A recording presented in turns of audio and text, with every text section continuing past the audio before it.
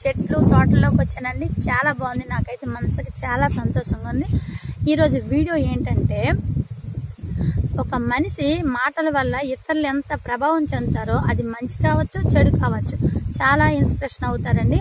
So ఆ విశేషాలు మీకు తెలుసుకోబోయే ముందు, మీరు కానీ నా వీడియోకి మొదటిసారి చూసినట్టయితే, నా ఛానల్లోకి మొదటిసారి వచ్చినట్టయితే ప్లీజ్ లైక్ చేసి షేర్ చేసి సబ్స్క్రైబ్ చేయడం మర్చిపోద్దు. పైగా పక్కన ఉన్న గంట సింబల్ మీద క్లిక్ చేయండి, ఎందుకంటే నా నెక్స్ట్ వీడియో మీకు నోటిఫికేషన్ అవుతుంది. ఇప్పుడు మనం ఆ వీడియో విశేషాలు తెలుసుకుందాం, ఓకేనండి? అదండి.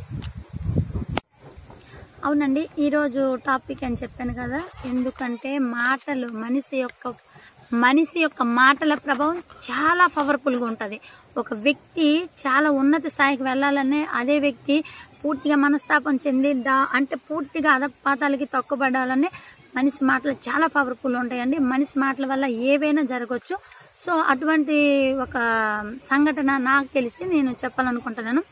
ఏంటి లేదండి, నేను రీసెంట్గా ఫేస్బుక్లో చిన్న స్టోరీ చూశాను. అది షార్ట్ ఫిల్మ్ కావచ్చు, ఇంకా రియల్గా జరిగిందో నాకైతే తెలీదు. బట్ నేను చూసే అది నాకు చాలా హార్ట్ టచింగ్ అనిపించింది. ఏంటంటే, ఒక ఇద్దరు ఫ్రెండ్స్ ఉంటారండి. ఫ్రెండ్స్ అంటే వాళ్ళు క్లోజెస్ట్ కాదు, ఒకనొకప్పుడు ఎప్పుడో జస్ట్ తెలుసుకునే ఫ్రెండ్స్ ఉంటారు. వాళ్ళు ఏంటంటే, ఒక అతని పేరు సోమేష్, అలాగే ఇంకో అతని పేరు కామేష్. సోమేష్ అన్న అతను ఆల్రెడీ అడ్మిట్ అయ్యి ఉంటారు మెడికల్లో. అతను జస్ట్ ఏదో ఫీవర్ వచ్చి ఉంటుంది, నార్మల్గా ఏదో బాగాలేదని చెప్పేసి అతను జాయిన్ అయ్యి ఉంటారు. నెక్స్ట్ కామేష్ అన్న అతనికి పెరాలసిస్ వచ్చి కాలు చేతులు చచ్చుదేరిపోయి ఉంటాయి. పూర్తిగా అతని స్వాధీనంలో ఉండదు. ఈ పెరాలసిస్ రావడం వల్ల అతని కంఠంలో నరాలు కూడా పూర్తిగా పాడి అతను బయటికి మాట్లాడడానికి కూడా అవకాశం లేకుండా అయిపోతుంది. ఆ కామేష్ అన్న వ్యక్తికి పూర్తిగా అనమాట తన బాడీ తన స్వాధీనంలో ఉండదు. తను నడవలేడు, నిల్చోలేడు, చేత్తో ఎటు పట్టలేడు, అలాగే ఇతరుల్ని పిలవలేడు. చాలా కష్టంగా ఫీల్ అవుతుంటాడు. ఇవన్నీ తను సోమేష్ తన ఫ్రెండ్, అంటే ఎప్పుడో ఒక కలిసిన జస్ట్ ఫ్రెండ్ చూస్తుంటాడు. ఎందుకంటే ఆ పక్క బెడ్ అనమాట, మెడికల్లో పక్క బెడ్ తింది. ఈ కామేష్ చాలా బాధపడుతూ ఒకరోజు నర్సుని పిలుస్తాడు. నర్స్ అంటే ఆ నర్సు వేగంగా వస్తుంది. ఏంటైంది అంటే, మీరు ఎలాగే చేసి మీరు ఇంజక్షన్ వేస్తారో లేకపోతే ఏదో ట్యాబ్లెట్ ఇస్తారో ఏదో ఒకటి ఇచ్చేసి నన్ను అయితే చంపిండి, నేను ఈ బాధను తట్టుకోలేను, నేను ఎవరిని పిలవలేను, అలాగే నడవలేను, చేత్తో ఇది పట్టలేను, నా బాడీ అయితే నా కంట్రోల్లో లేదు, నా స్వాధీనం లేకపోవడం వల్ల నేను చాలా బాధపడుతున్నానని తను చాలా ఫీల్ అయిపోయి నన్ను ఎలాగైనా హతమార్చండి, అదే నన్ను చంపిండి, నేనైతే ఈ జీవితం నేను బ్రతకడానికి నాకు ఇష్టం లేదని చాలా ఫీల్ అవుతాడు. అందుకు ఆమె ఏమంటది, మీరు ఎందుకు అంతగా రియాక్ట్ అవుతున్నారు, మెడిసిన్ తీసుకుంటే కొద్దిగా క్యూర్ అవుతుంది కదా, బెటర్ అవుతుంది, మీరేం ఫీల్ అవ్వద్దు అని చెప్తారు. ఇవన్నీ తను అబ్జర్వ్ చేస్తుంటారు. వాళ్ళ ఫ్రెండ్ సోమేష్ అని అతను అన్ని చూస్తుంటాడు. ఆయన ఆ మాటలు, ఆ నర్సు చెప్పే మాటలు అతను పట్టించుకోరు. అది ఎలాగో ఒక మెడిసిన్ ఇచ్చి తను ఆ రోజు నైట్ పడుకుంటారు. పడుకునేక నెక్స్ట్ డే మార్నింగ్ ఈ ఇంకో పక్కన ఉన్న సోమేష్ అనే ఫ్రెండ్ తన బెడ్ పక్కనే ఒక కిటికీ ఉంటుంది, విండో. తను లెగిసి ఆ విండో కిటికీ దగ్గరికి వెళ్ళి చూస్తాడు. తను కామేష్ అన్న అతను చూస్తుంటారు. లేగలేరు, అలాగే నడవలేరు కదా, కేవలం కళ్ళు అయితే పనిచేస్తాయి, చూస్తుంటారు. అతను లేచి కిటికీ దగ్గరికి వెళ్ళి వాళ్ళ ఫ్రెండ్ అంటాడు, అరే ఏంటి ఈరోజు చాలా అందంగా ఉంది, సూర్యుడు కిరణాలతో సూర్యోదయం చాలా అందంగా కనిపిస్తుంది, ఈరోజు చాలా కొత్తగా ఉంది, ఏంటి ఈరోజు ఎంత అందంగా ఉందంటే, అంటే ఈ రోడ్డుకి అటు సైడు సముద్రం కూడా ఉంది, కెరటాలు చూడండి ఎంత ఆనందంగా అనిపిస్తుంది చూస్తుంటే.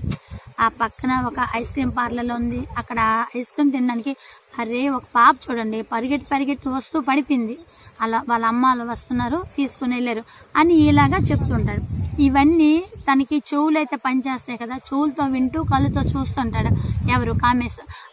అంటే బయట నేను ఇలా మెడికల్లో ఇంత బాధపడుతున్నా, బయట ఇన్ని రకాలు జరుగుతున్నాయా, ఇంత అందంగా ఉందా, బయట ప్రకృతి ఇంత అందంగా అనిపిస్తుందా అనేసి చెప్తుంటే, ఇదే విధంగా తన ఫ్రెండ్ ప్రతిరోజు ఆ కిటికీ దగ్గరికి వెళ్ళడం, ప్రతిరోజు అక్కడ ఏం జరుగుతుంది అనేది ప్రతి వాతావరణం కోసం కావచ్చు, లేదా ప్రకృతి, ఆ సముద్రం, కెరటాలు ఇవన్నీ చెప్తుంటాడు.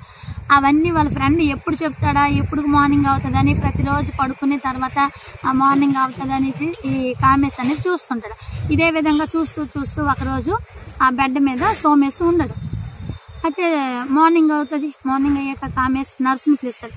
నర్స్ అంటే నర్స్ వేగం వస్తుంది. ఏమైంది, ఆ బెడ్ పైన ఉన్న ఆ పేషెంట్ ఏమయ్యారు, ఆ పేషెంట్ మీకు తెలీదా? ఎందుకు ఎక్కడికి వెళ్ళిపోయారా, తను డిశ్చార్జ్ అయిపోయాడా, ఏంటైంది అంటే తనలో ఒక ఆశ. ఇంతవరకు అంటే బయట ప్రకృతి కోసం, బయట వాతావరణం కోసం తనకి తెలియజేసే ఒక్కగాను ఒక్క ఫ్రెండ్ కదా నాకు. రేపటి నుండి మరి ఎవరు చెప్పరు. తను బయటికి వెళ్ళిపోతే నాకు ఆ బయట జరిగే విశేషాలు ఎవరు చెప్తారు, ఎవరి వల్ల నేను తెలుసుకుంటాను. ఈ రోజు నాకు ఎంత ఆనందంగా అనిపిస్తుంది అంటే నేను ఎవరి వల్ల ఉంటానని చెప్పేసి తనలో తనకి బ్రతకాలని ఒక చిన్న కోరిక పుడుతుంది. ఏంటి, బయట ఎంత చక్కగా ఉంది కదా, సూర్య కిరణాలు చాలా బాగున్నాయి అంటున్నారు, మరి సముద్రం కెరటాలు చాలా బాగున్నాయి అంటే సముద్రం కెరటాలు రోడ్డు దాకా వచ్చి వెళ్తున్నాయి అని చెప్తున్నారు. ఇలాగే చాలా విషయాలు చెప్తూ తనలో బతకాలని ఒక కోరిక పుట్టింది. కోరిక పుట్టిన నెక్స్ట్ డే అతని ఫ్రెండ్ బెడ్ పైన ఉండడు. ఆ విషయం నర్సుకి అడగడం జరుగుతుంది. నర్సుకి అడుగుతూ మీకు తెలీదా అతను నిన్న నైటే చనిపోయారు అని చెప్తారు. తను ఒక్కసారి షాక్ అయిపోతాడు. నైట్ చనిపోయారా?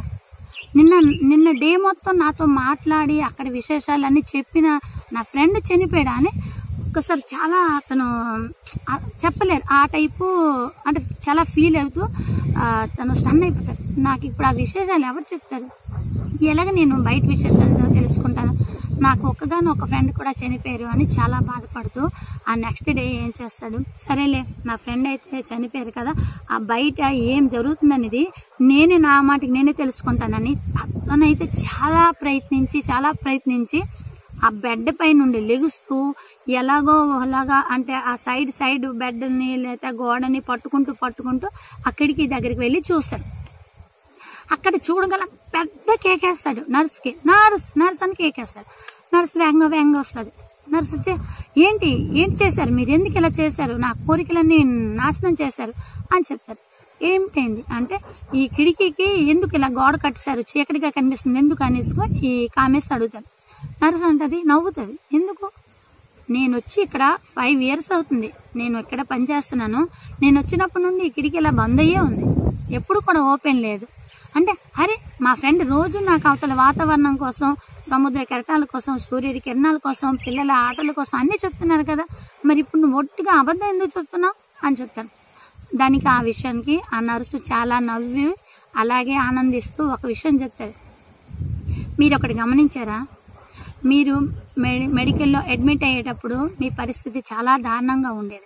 ఒకరోజు మీరు ఏదో ఇంజెక్షనో టాబ్లెట్ ఇచ్చి నన్ను చంపిండి, నేను ఈ బతకను అని మీ కోరిక పూర్తిగా నశించిపోయి మీకు బతకడానికి 1% కోరిక కూడా లేపండి. అతని మాటల వల్ల, అతని ప్రభావం వల్ల మీకు బతకాలని కోరిక పుట్టింది.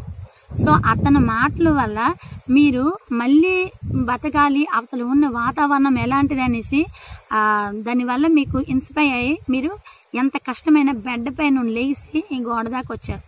సో అవతల ఉన్న వాతావరణం కావచ్చు, ఎటువంటి అక్కడ లేవు, కేవలం కల్పితం. మీలో కొంచెం ఉత్సాహం వచ్చి మీలో ఒక బతకాలని కోరిక కోసం అని చెప్పేసి అతను ఇవన్నీ కల్పించి మాటలు చెప్పడమైంది అని ఆ నర్సు అతనికి చెప్తారు. సో ఆ విధంగా మా ఫ్రెండ్ నేను బతకాలనేసి నాలో ఒక అంటే జీవితం కోసం ఒక మంచి కోరిక తెలియజేయాలని చెప్పేసి ఈ విధంగా చెప్పారని తను సంతోషపడి అక్కడ నుండి తను డిశ్చార్జ్ అయ్యి తను బతకడానికి కొన్ని ఆశలు. ఎవరైనా సరే బ్రతకాలి అంటే డెఫినెట్గా డబ్బు, ధనము, మేళ్ళు, మిద్దెలు ఇవన్నీ కావండి. మనిషికి కావాల్సింది డెఫినెట్గా ఆశ. ప్రతి మనిషికి ఆశ అనేది, కోరిక అనేది ఉంటేనే వాళ్ళు బతకడానికి అవకాశం ఉంటుంది. మనిషికి ఆశ అనేది లేకపోతే డబ్బు ఉంటే ఏంటి, ధనం ఉంటే ఏంటి, కార్లు, మేళ్ళు ఇవన్నీ ఏం చేస్తారు? నాకు ఇప్పుడు ఏదైనా చెయ్యాలని ఆశ ఉంటుంది, ఆశ ఉంటేనే నేను వేరే ప్లేస్కి వెళ్ళగలను, నేను తినాలని ఆశ ఉంటే నేను ఏదైనా తినగలను. అలాగే ప్రతి ఒక్క వ్యక్తికి అండి డెఫినెట్గా ఆశ అనేది కంపల్సరీ అవసరం. సో ఆ స్టోరీ అనేది ఇలా తెలిసిందండి. సో కాబట్టి మనుషుల ప్రభావం అనేది, మాటల ప్రభావము ఇతరుల మీద చాలా పవర్ఫుల్గా ఉంటుంది. అది మంచిగా ఉపయోగపడింది. అది చిన్న ఎగ్జాంపుల్. ఒక చిన్న బాబుని, 2 బాబులు ఉంటారండి. ఒక బాబు బాగా చదువుతుంటాడు, ఇంకో బాబు పక్కింటి బాబు ఇంకా జస్ట్ మామూలుగా యావరేజ్గా చదువుతుంటారు. వాళ్ళ ఫాదరు, వాళ్ళ పేరెంట్స్ ఏమంటారు, ఎప్పుడు కూడా ఇతరులతో కంపేర్ చేయకూడదు. ఇతరులతో కంపేర్ చేస్తూ వాడు బాగా చదువుతున్నాను, నువ్వు పోయావు, నువ్వు పాడైపోయావు అని తిడితే ఆ అబ్బాయి ఆల్రెడీ పాడైపోతాడు. ఎందుకంటే ఎప్పుడు ఇంట్లో పోయావు నువ్వు పనికిరావని చెప్తే మరి ఇంకేం చదువుతాను, నేను ఆల్రెడీ పనికిరాని చెప్పేసి తను చదువుకు దృష్టి పెట్టడు. తన అదర్ యాక్టివిటీస్ కోసం ఆలోచిస్తాడు. సో ఆ విధంగా మనం ఆడే మాటలను చాలా కేర్ఫుల్గా ఇతరులను చూసి మాట్లాడాలి. ఎందుకంటే మనం మాటల ప్రభావం తోటాల కన్నా పవర్ఫుల్గా తగులుతుంది. ఓకే ఫ్రెండ్స్, మీకు ఈ వీడియో నచ్చినట్టయితే లైక్ చేయండి, షేర్ చేయండి, సబ్స్క్రైబ్ చేయడం మర్చిపోవద్దు. బాయ్.